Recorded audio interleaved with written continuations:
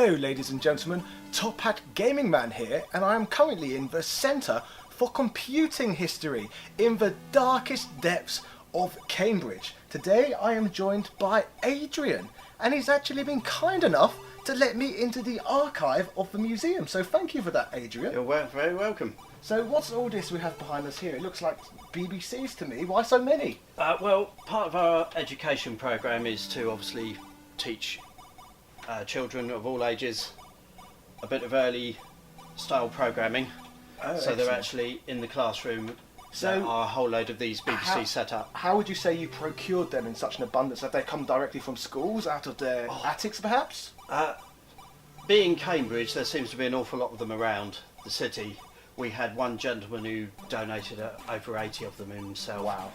So, and as far as I'm aware, they're worth quite good money, aren't they? They're A few worth a bit, £100 really. each, perhaps? 80 to 100 possibly. Yeah, it's crazy. Like, honestly. So, there is well over 100 BBC Bs. There is also a good deal of Masters as well up here, and then as you can see we've got the disk drives that go with them. I think we've got Master Compacts in fair abundance as well. This place is absolutely outrageous. It's like the computing version of Willy Wonka's chocolate factory up here. A lot of people say that. I'm yeah. literally outstanding. Like downstairs was impressive enough, that what you're hiding back here, it's astonishing. So let's go have a look, ladies and gentlemen.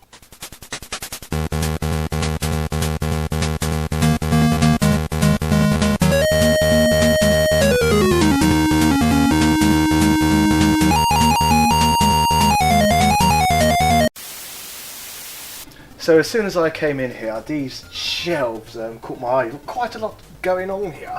So are these just all general donations from the public? Largely, yes. There is a very, very large software collection. I think it's just crept over the 10,000 mark. Wow. So that's not just games, it's operating systems, word processing software, just about every version of Windows you could think of. So we've got a little bit of everything really down here. Yes. Can we have a look down here? What have we got here? Got some nice 32X games there. Yeah, American 32X games. American 32X games. And We've got MSX cartridges here. can I take one out? Yes, yeah, absolutely. Got a wide selection of MSX games here. This, personally, I think this is the first time I've actually ever seen these in the flesh. Yeah, they weren't that common. They were sort of Not in this country, to say the least. fifth placed or lower in this Okay, country. and you've got a nice, clean collection of Vectrix games here as well. And the Vectrix keeps eluding me because it's quite expensive. Very expensive. People always get their hands on it before I manage to. And quite a wide variety of Super Nintendo. Got some NES here. And Amiga, Oh, wow. Atari ST. Going along here we've got some very nice VIC-20 cartridges. actually get one Which, of those out. Oh wow, look at that. Beautiful. Look at that lovely artwork on there. Very Yeah. nice. Again, there is also things like calculator software for it. Vic Writer. The amount of like Amiga games you've got here is quite astonishing as well. There seems to be a lot. Yeah, it's about, it's not even a half of, I don't think. I'll what just we've get actually this got. down a second, if you don't mind.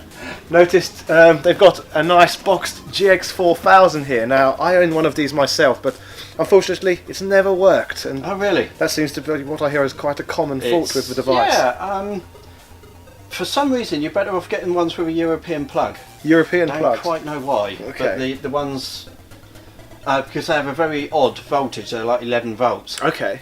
So for some reason the European, the German and the French power pack seems to be a little bit more reliable. Although I did notice that you actually have one of these working downstairs, so if any of the British gaming public want to actually experience a GX4000 in real life, then I advise you to come to this centre.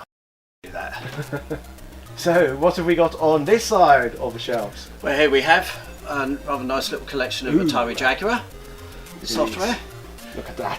Tempest, ladies and gentlemen. Actually got a good guy at Tempest at the Gaming Expo over in Blackpool over the weekend, which was good fun, on an arcade cabinet. Yes. Now, very kindly, our YouTuber Ashens has just donated a Casio Loopy. That's very kind of Ashens, isn't it? So we have A Loopy. a few looks of. It was the only console aimed at women. Yeah, that's Girls one were I'm very, not very- familiar with, I must say. Very, very strange. So then we have our Dreamcast collection here, which is a mixture of the UK boxes, American and Japanese. Nice. Then we have up here the infamous CDI software, including such strange, wonderful things as CDI Zelda Wand of Gamelon. yes, not quite as bad as I've it's never made actually out. played those, and I'll tell you the reason why. Because most CDI games I've procured have only cost me £1 each. Yes. And I'm not paying £30 for a CDI game when all the others are so much cheaper. We could also point out here that they are quite easily copied. Yes. I suppose we better not do that really. Oh, we do on my channel, that's fine. So all these are CDI here. We've got 3DO here. So we've got some very Real pinball, real pinball. bit of 3DO. And then all these ones here are the massively overly oversized, as you can Which system probably are these remember, for? PC. Ah, PC. I've never been much of a PC gamer, but Jesse's like you. Ah, actually signed by John Romero himself. It is as well. indeed. And yes. he's coming here, isn't he, in a few weeks? He's from what coming I read? here on the 23rd of March. So yes, if you're another reason to get down to this centre on March the 23rd, get to see John Romero do a talk. Is that correct? Well, it would be if it wasn't sold out. Oh, okay. We've sold all the tickets for that one. Wow. We have actually got a talk with his wife the day before. Okay. So So can you see her still? you can indeed, yes. So if you want to meet John Romero's wife, there's your opportunity. What's the date again? So that's the 22nd of March. 22nd of March. There you go. So you've got some really cool looking stuff over here. Is this all BBC Micro? This is all BBC Micro here. So we have some particularly special things here, like Bloody hell. Look at that, ladies and gentlemen. A factory sealed Elite for the BBC Micro. yes, Do you know what special disc version here, which is for the second processor. Do you know what I find really cool about this place up here? You've actually got more somewhat obscure gaming stuff within this collection than you have, say, common stuff. Could you foresee any reason for that? Like, you've got less stuff for the NES and the Dreamcast, stuff you can get everywhere, but people aren't donating it. What do you think could be the reason for that? They're almost certainly hanging on to things like So the mainstream, top. so people are more likely to hang on to the mainstream stuff than the niche stuff. Yeah. That's really obtuse, isn't it? Because Yeah. you'd think that collectors would want the stuff what's in smaller quantity somewhat, rather than the really common stuff what's everywhere. So that is very interesting There's indeed. a case in point where we were looking for Hewson titles, and we actually found out we don't have that many because collectors just hang on to them. So collectors at the moment aren't that interested in the BBC range as much, would you say? Or have you just got lucky because We've got lucky as again. I think this is a Cambridge thing. Okay, So yes. it's an awful lot of attics from Cambridge have been emptied, and And I suppose that's because Yeah. Cambridge is somewhat of an education hub for the world, which is and the BBC Micro The was an BBC educational system. the BBC was born here. The Oh, was BBC it really? Micro. So Acorn were here. We have a lot of Sinclair systems here as well, because obviously Sinclair were Cambridge as well. So was Cambridge the town where you had all those clashes between Sinclair and? Yes, the somewhat strong rivalry, shall we call it? So it all Yes. happened here. It happened in Excellent. round about here, yes. One of the first big events we actually did was we had a Sinclair Day, and it ended up as a bit of a Sinclair and Acorn Day. So we had both Sinclair himself and Chris Curry and all various. Did they have a punch up that day? A bit of They, did, fisticuffs? they shook hands. Oh, that's a shame. They Not shook quite as hands, fun. and then they went off for a nice dinner somewhere. Okay, and then probably a punch up when no one was watching. Well, they maybe. might have done. Yes. But, we would. I've just acquired an Acorn myself. A lot of Acorn games there too. Very Yeah, so nice. that's all the Electron down there, and then of course over here we've got a very large Mega Drive and Master System collection, Sega Saturn. See, this is what I find amusing. You've got this centre of computer history, and people are obviously donating all this really cool, obscure stuff. Yet I've got more Mega Drive and Sega Saturn games sitting in my house, and that's probably the reason, because there's probably loads of people like me holding it and not donating it to decent places. Yes. Perhaps. We have also things such, so this is Atom software, which is not at all common. Nice. So we've had Acorn people coming in and donating ridiculously rare things like that. It's very cool. And, So, Adrian, should we get down here and have a look what's behind here? indeed, yes. Excellent. So, where are we now, Adrian? So this is in the real archive now, so we are by what we call the BX boxes. The BX boxes. And from what I've seen, just to let the camera know, you've actually got quite a few rows just like this, like behind the camera as well, and going this way. Yes. So there's a lot of rows like this. So what's in all of these boxes you have everywhere? So there is 220 of these boxes currently. 220 boxes. And they are full of things like this. So it's either things that don't have a box or small enough to be packaged in here. So we have some incredibly rare things, like we'll have an Atari 1200 XL. That's not at all common. I've actually got an 800 XL. Are they related? They are. This is earlier than the Okay. 800. It's an absolute disaster for far too many reasons than we can possibly talk about here. So how many boxes did you say there was again? There's 220. So you've got 220 boxes filled with multiple systems, or one They're system? filled with systems. They're filled with joystick interfaces, joysticks. There's a couple of boxes over here. There's a GameCube in this one that's from Australia. Boxed GameCubes, by the looks of things. A few boxed GameCubes. So we've got an American one, an Australian one, and a British one in there.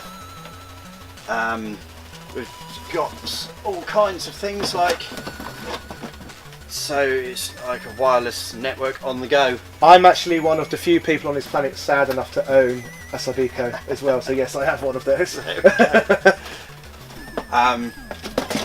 So, oops, in there. Then we have an instance down in here. So this system is in its box. Okay, what have we got down there? So we have Nintendo's first console. Nintendo's first console, ladies and gentlemen. I'll put that there for you, nice and safe. There we go. So, what is Nintendo's first console exactly? It's a TV Colour Games 6. Is it a Pong variation by any chance? It is, from 1977. It would play things like hockey. This is one of the much rarer white ones rather than an orange one. So they came in two colours. There wasn't that many of these ones made. I think it was about 5,000. No, so only 5,000 units, so it's quite a niche product. It is. And being how big Nintendo is these days, especially in the collector's market, do you have any idea of the value of this thing? 500, something like that. £500, wow. For Pong as well. Amazing. Yes, we actually have to keep its cable outside it. So we put that in there. Be nice and careful with this then. Yes, because the cable is made of a flame retardant material that eventually it'll eat into the plastic. So we have to actually keep the cable outside. And the only mention of it's by Nintendo is wow, look at that. A Nintendo console from 1977. Outstanding. So lots and lots of items like that. Lots of oddities everywhere. Oh, it's bloody raining outside. I wonder if the camera can pick that up. Oh well. Okay, so this is more box systems here. We have things like the Pippin Atmark, more Pong consoles than we can shake a stick at. We do actually go up to the Xbox One there. And then we have some wonderful things like this. So that a ex-Sinclair engineer gave this to us. He used to ride through Cambridge every day with this on his back. Oh wow. And this is a prototype or QL. So it has its little property of Sinclair Research sticker on there. And how many of these do you think could be in existence? Oh, we don't know, one or two. There isn't that many of them about. Okay, so this is a prototype Sinclair QL. That's some pretty niche, amazing stuff. And again, right here in Cambridge, is that correct? Yes. Amazing. So he used to cycle around with that on his back. We've opened it up and it's got more wires and things in it than we've ever seen inside any other QL. So it is indeed amazing stuff. So now, from what I can see, we've got an outrageous pile of systems, and I spot up there the Loopy. Is that the system you said was donated by Ashens? That was indeed, yes. Do you want to get the Loopy down if you can reach? Okay. So might just have something else on top of it. What's that? Oh, it's a Sands C2500. It's just another Pong console by any chance? It is, yes. It is indeed. So everything that's over here is in its box and is as complete as possible. So what exactly is a Loopy? So let the audience know. And can we hold it up to show everyone? Yes, so a Loopy, it's a weird console. There's no way of getting around it. It was aimed at girls. So it's a console for girls? It is, yes. And so it has some very, very strange software. We did look up what some of it is. There's one from a girls' school there. But the strangest thing about it is it had this little thermal printer Okay. on here. So it's kind of like the Game Boy camera before the Game Boy camera. yes, they could actually... I don't know why they thought girls wanted to do this, but you could actually print a screenshot out Okay. and then make a sticker out I of think it. that's quite a good idea. That's kind of So, selfies before selfies, isn't it? Yes. So it does make sense. Vanity and all that. I think there was only about 10 titles ever released for it, unsurprisingly. Okay, so let's just tell the camera, you got a PC FX here, boxed. Yes, so that's the last console ever released by NEC. Okay, so up here you've got a G7000. Yes, indeed. Let's get that down. So that might be known by a good few people as the Magnavox Odyssey 2. And that's the Philips video pack as well, is It that is, correct? yes. It is indeed. It was actually sold in great numbers, but it's largely forgotten. I actually played this for the first time over the weekend at the Blackpool Play Expo, and to be fair, it seemed like a decent little piece of kit. I had fun with it. System, I mean, it's shifted nearly 2 million. I found the controller particularly comfortable, like the button on it had a nice springy feel to it. If you know It what I does, yes. And also here we are where consoles are aimed at the family still. So mum, dad, mean. Okay, yes. boy and girl there. Nice and safe. Oh yes, and I've got to love one of these. I've got one of these myself. Yeah, so this is the not massively common Atari 2600. What did you just call it? I called it a 2600. Did you hear that, ladies and gentlemen? He called it a 2600. See, it is the correct pronunciation. I've always called it the 2600. 2600. What's that nonsense Yeah. all about? So this is obviously the one that they call the Darth Vader, being Darth jet Vader. black. Very nice. And what else have we got down here? What's this? I've never seen one of these. Can we get to that? Oh, the famous in its own time Sam Coupe. So the Sam Coupe, it could emulate the Spectrum, so it is seen by many as the spiritual successor of the Spectrum. So I suppose a lot of people as well look at the Amstrad as the spiritual successor of the Spectrum, based on what the Amstrad can do. So what? This the same people went on to develop it in what? Yeah, so the Sam Coupe, it had its own operating system, a 256k machine, or for 256 colour I think it was actually. What does this game actually look like? Does it look more Amstrad or Spectrum-y? Spectrum-y, It looks I would say. Spectrum-y. But there obviously its own titles are in full colour. But you could put an emulator disc in and it would play Spectrum Wow. games. That's cool. Good stuff. They're also worth quite a bit of money these days. Sure, a lot of this probably is, to be fair. Upwards of £500 for one of those now. Another thing here I've never seen. What's this one? So, in Japan, it's known as the Sword M5. There is one on display downstairs playing a sort of a Space Invaders clone, Dragon Attack. The company over here, CGL, British company, bought it over here. It did okay, but it was released into a market where it seemed there was a new micro coming out every single Okay, week. so it's a Japanese micro. It is, And I yes. suppose it just, what could it not compete with the British stuff on the market? Was it expensive? Do you It know? was not that expensive, It but was just too oversaturated. yeah, I mean it had a rubber keyboard, which by the end of 1983 computers were going away from. Yeah, I've heard a lot of Had people. very nice basic though. I've heard a lot of people refer to those as dead flesh Yeah. keyboards. Yeah, I'd like to know how they came up with that and how they knew it felt like dead flesh. Those sounds that's very true. they're very, very worrying people that come up with things That like is that. true. Let's have a look. What else have we got here? So yes, there's so much here. Wow. So yes, ladies and gentlemen, I am definitely going to have to be coming back here again to pester Adrian, perhaps even on a regular basis. I have seen so much stuff up here today that I can't even physically document it all. As I said, my camera is physically about to die, and I could spend weeks in this room just looking at everything I'm bloody surrounded by. And you must have the best job in the world, surely. It's pretty good. Yeah. Surrounded by, yes, all of this treasure. I even Keeping found a genie over there. A genie. I don't even know what a genie is. Oh, Colour Genie. Yes, Colour Genie 2. That's the business one. Oh wow. Yeah. But yes, thank you for all of this, Adrian. You're for most joining welcome. me. And yes, this has been the Top Hat Gaming Man, and this is the centre of computing history. Yeah. Cheerio. Centre for Computing History. Oh no.